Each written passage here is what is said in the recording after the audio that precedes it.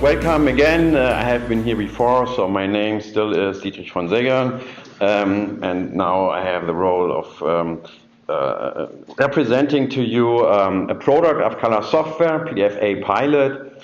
Title of the presentation is Save the Data with PDFA Pilot, and I want to concentrate on one particular feature in this product, and that is related to what I believe how you can save data in a PDF file. So first I need to introduce you to the problem. So you can see here just a couple of PDF files, an invoice and some spreadsheet here, some structured data and the PDF file at the bottom, and some measurements or so.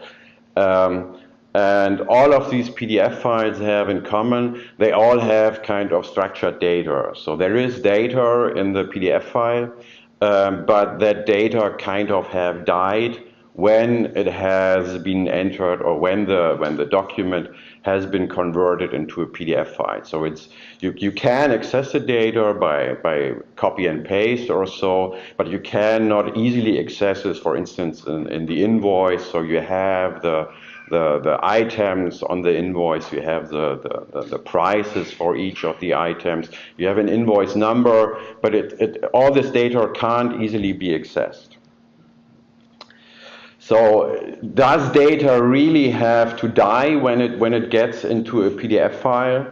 That is a question that I want to answer, and in fact it does not have to. So there are solutions already there. So we have in Germany a standard for electronic invoices, which is hybrid. That means inside of the PDF file you have structured data. There is an XML file there that you can access from your invoice system, and just export the data out of the PDF and put it into your invoice system. A different standard that is also has been developed here in Germany from the German car manufacturers, and that is about 3D data. They are using JT files, so similar to what Uli has shown here, but here the data is not part of the PDF file. It's just an attachment to the PDF file, but attached in a standardized way, so that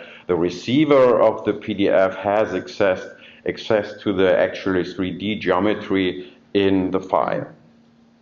So both of these standards are building on PDFA3 in this case, because PDFA3 standardizes how you can embed additional data into a PDF file, structured data in both of these examples, and then the data is still alive inside of your PDF file.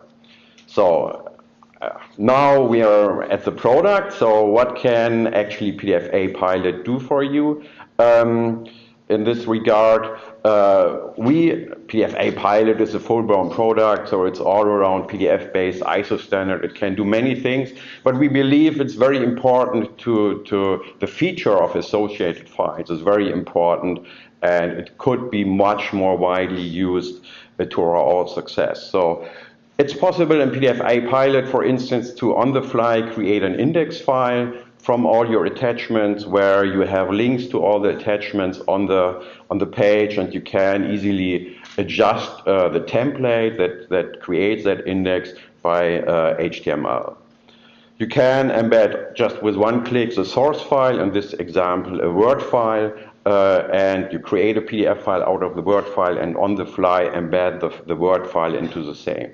You can do similar with an Excel spreadsheet, where just with one click you create a PDF file out of the Excel spreadsheet and embed the same into the result PDF. And then, of course, you can view all of that not just in our product, but in every product. You can create, you can use the same feature for signed PDFs. You can, of course, create Zugwort images, invoices. You can create folder structures with PDFA Pilot. So you embed all files from the folder structure, and you can recreate the folder structure when exporting, and you can archive emails.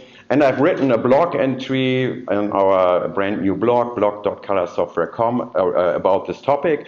And if you want to hear more, there is another session from Duff Isaacs later on that elaborates much more on the problem of how you can save data in when creating PDF files. So the last was above 5 minutes, but that was for Duff. Thank you very much.